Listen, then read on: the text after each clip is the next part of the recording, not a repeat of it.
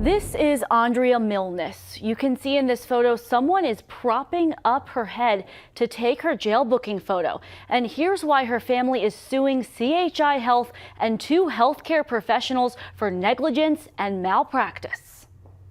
It's early morning of November 3rd, 2022. According to court documents, an ambulance took Andrea Milnes from Sienna Francis House, a homeless shelter, down the street to CHI Health.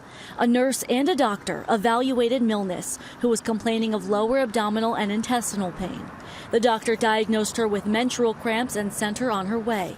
But Milnes did not want to go. Documents say she refused to leave and about 25 minutes later showed up to a different entrance. At that time, Milnes' family says she was experiencing severe and excruciating pain and was laying in front of the east entrance. Ultimately, the hospital called the police and officers took her to Douglas County Corrections for trespassing. The same afternoon, November 3rd, 2022, Andrea Milnes died.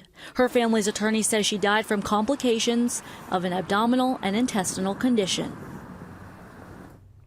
About a year after Milnes' death, a grand jury determined there was no evidence of misconduct on law enforcement's part. According to court documents, the doctor, nurse, and hospital deny any wrongdoing, saying they met the standard of care. They also deny the nature and extent of her claimed injuries. This is a jury trial, and it's expected to last about a week. We'll bring you the latest developments, of course. In the studio,